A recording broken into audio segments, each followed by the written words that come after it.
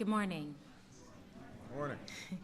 My name is Tolu Olubumi, and I'm a dreamer.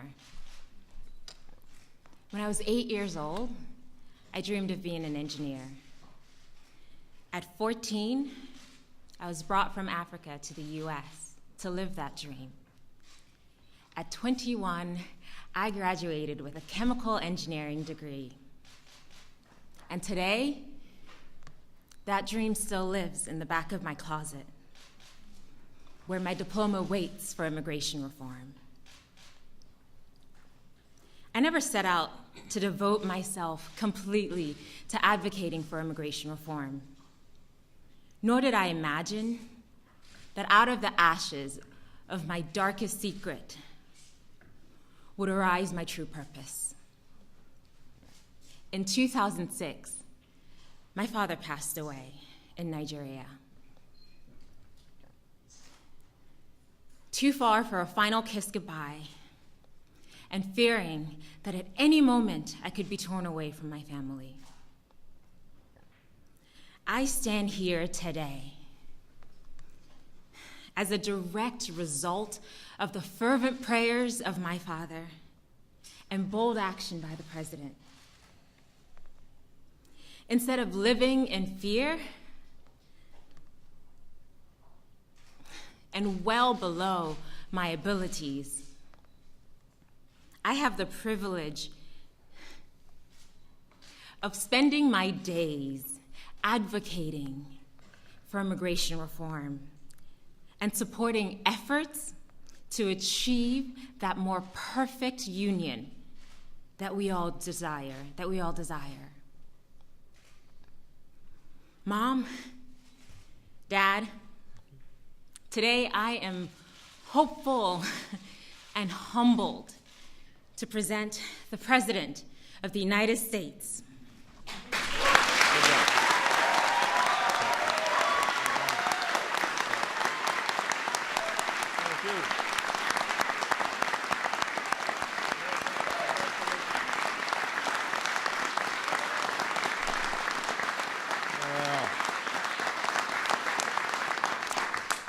Well, good morning, everybody.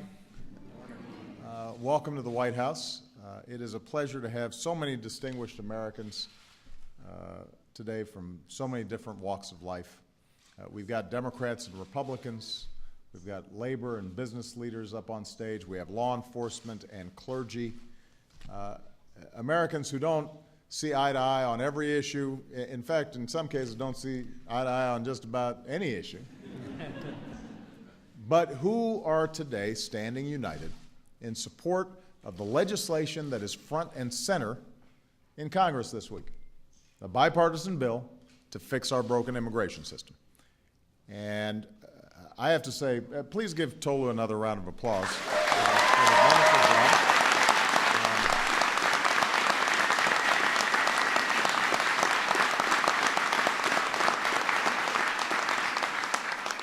It takes a lot of courage to do what Tolu did, to step out of the shadows, to share her story, and to hope that despite the risks, she could make a difference.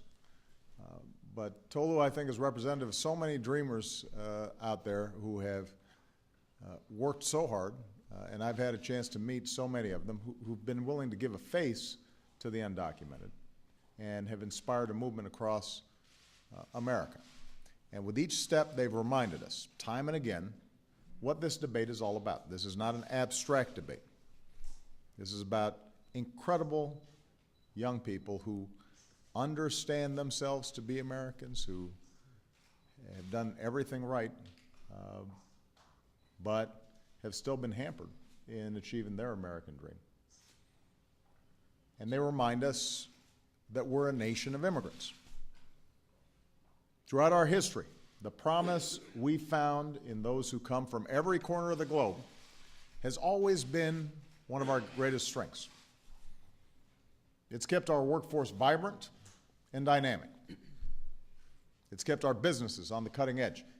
It's helped build the greatest economic engine that the world has ever known. When I speak to other world leaders, one of the biggest advantages we have economically is our demographics. We're constantly replenishing ourselves with talent from all across the globe.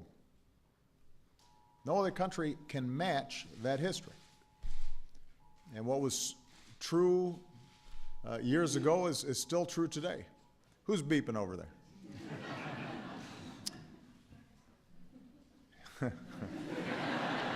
You're feeling kind of self-conscious, aren't you?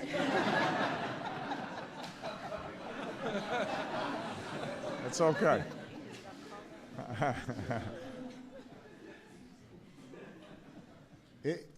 In recent years, 1 in 4 of America's new small business owners were immigrants.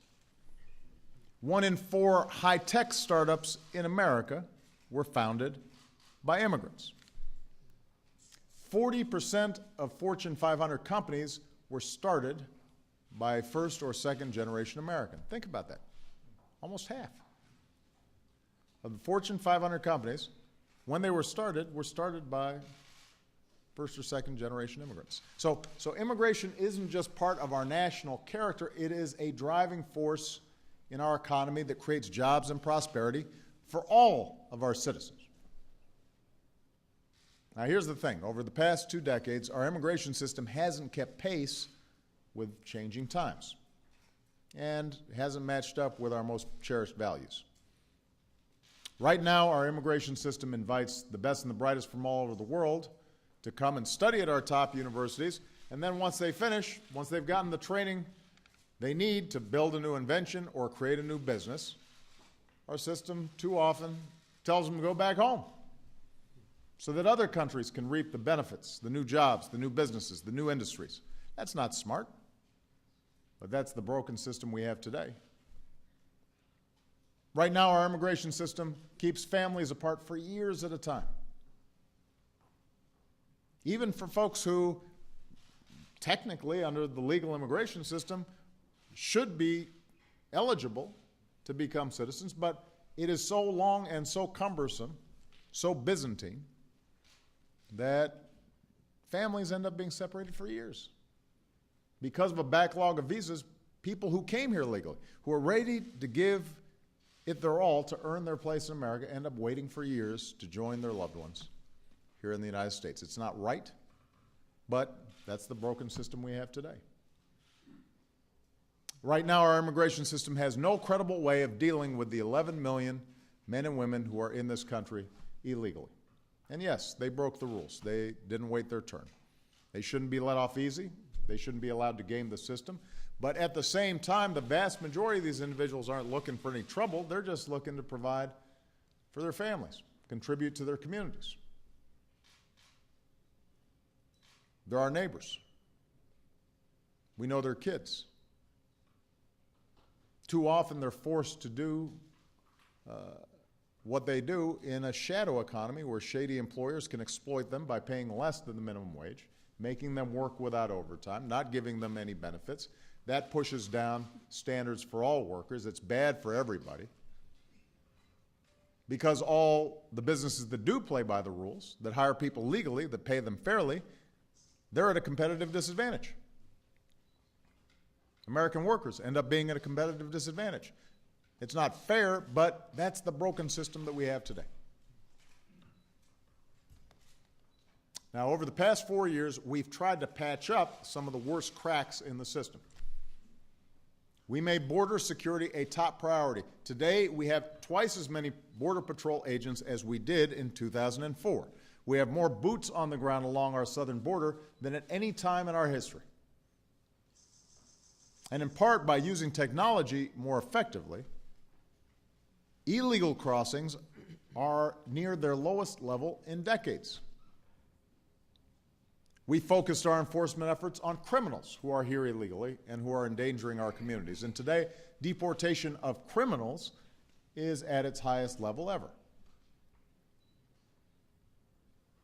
And having put border security in place, having refocused on those who could do our communities harm, we also then took up the cause of the dreamers, young people like Tula who were brought to this country as children. And we said that if you're able to meet some basic criteria, like pursuing a higher education, then we'll consider offering you the chance to come out of the shadows so you can continue to work here and study here and contribute to our communities legally. So my administration's done what we can on our own. And we've got members of my administration here who've done outstanding work over the past few years to try to close up some of the gaps that exist in the system. But the system's still broken. And to truly deal with this issue, Congress needs to act. And that moment is now. This week, the Senate will consider a common-sense, bipartisan bill that is the best chance we've had in years to fix our broken immigration system. It will build on what we've done and continue to strengthen our borders. It will make sure that businesses and workers are all playing by the same set of rules. And it includes tough penalties for those who don't. It's fair for middle-class families by making sure that those who are brought into the system pay their fair share in taxes and for services. And it's fair for those who try to immigrate legally by stopping those who try to skip the line. It's the right thing to do. Now, this bill isn't perfect. It's a compromise. And going forward, nobody's going to get everything that they want. Not Democrats, not Republicans, not me. But this is a bill that's largely consistent with the principles that I and the people on this stage have laid out for common sense reform. First of all, if passed, this bill would be the biggest commitment to border security in our nation's history. It would put another $6.5 billion on top of what we're already spending towards stronger, smarter security along our borders. It would increase criminal penalties against smugglers and traffickers. It would finally give every employer a reliable way to check that every person they're hiring is here legally. And would hold employers more accountable if they knowingly hire undocumented workers. So it strengthens border security, but also enforcement within our borders. I know there's a lot of talk right now about border security, so let me repeat. Today, illegal crossings are near their lowest level in decades. And if passed, the Senate bill, as currently written and is hitting the floor, would put in place the toughest border enforcement plan that America has ever seen. So nobody's taking border enforcement lightly. That's part of this bill. Number two, this bill would provide a pathway to earned citizenship for the 11 million individuals who are in this country illegally. So that pathway is arduous. You've got to pass background checks. You've got to learn English. You've got to pay taxes and a penalty. And then you've got to go to the back of the line behind everybody who's done things the right way and have tried to come here legally. So this won't be a quick process. It'll take at least 13 years before the vast majority of these individuals are able to even apply for citizenship. So this is no cakewalk. But it's the only way we can make sure that everyone who's here is playing by the same rules as ordinary families, paying taxes and getting their own health insurance. That's why for immigration reform to work, it must be clear from the outset that there is a pathway to citizenship. If we're asking everybody to play by the same rules, you got to give people a sense of certainty that they go through all these sacrifices, do all this, that there's, at the end of the horizon, the opportunity, not the guarantee, but the opportunity to be part of this American family. And by the way, a majority of Americans support this idea.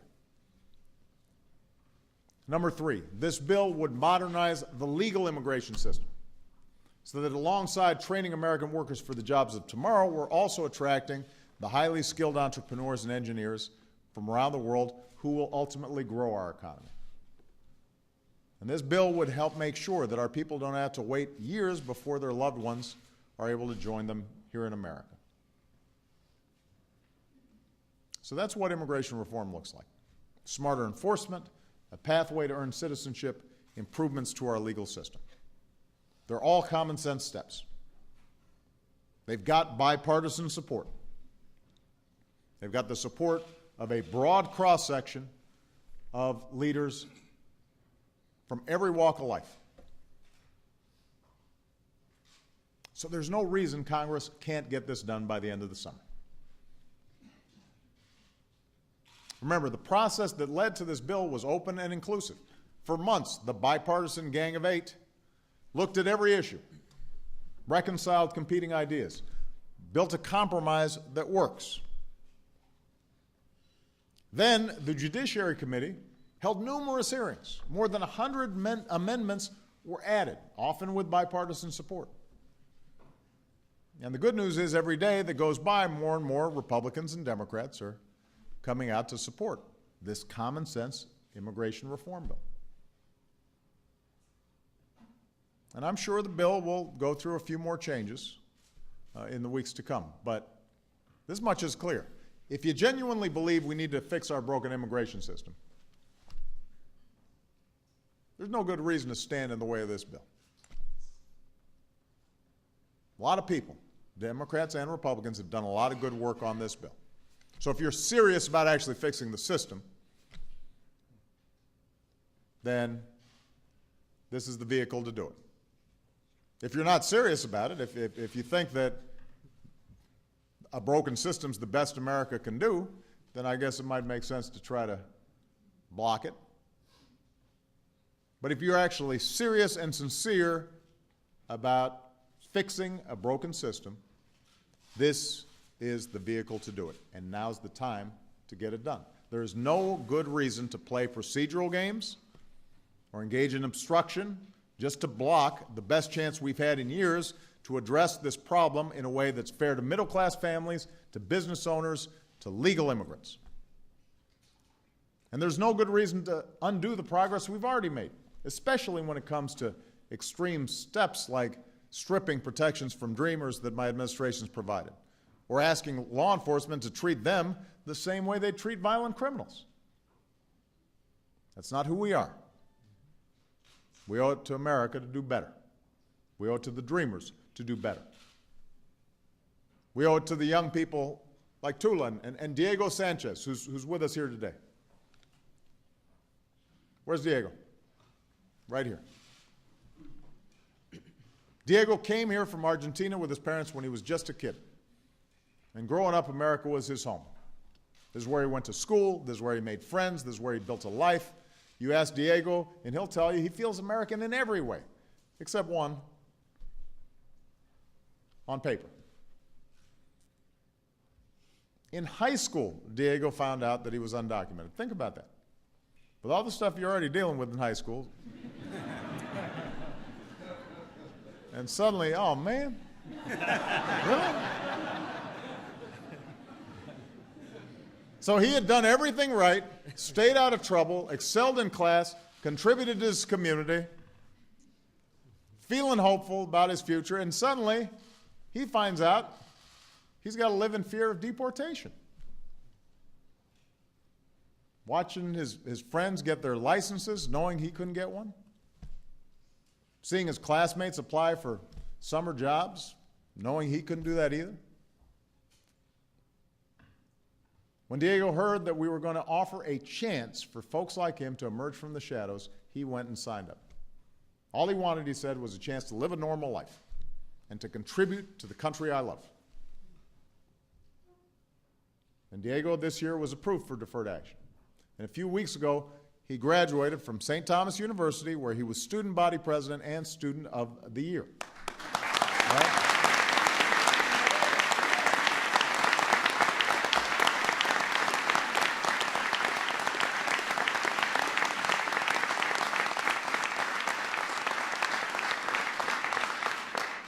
So now he's set his sights higher, and master's degree, and then law school, so he can pursue a career in public policy, help America shape his future.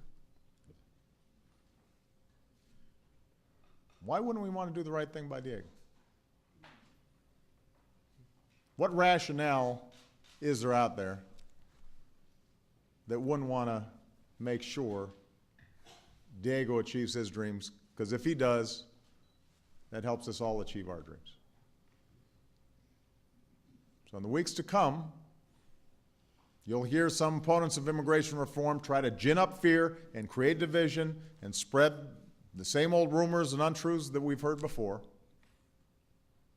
And when that happens, I want you to think about Tolu, I want you to think about Diego, and I want you to think about your own parents and your own grandparents and your own great-grandparents and all the men and women and children who came here.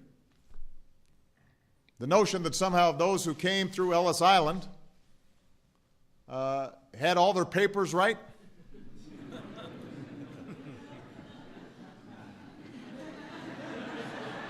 You know, had checked every box and followed procedures as they were getting on that boat. They were looking for a better life, just like these families. And they want to earn their way into the American story.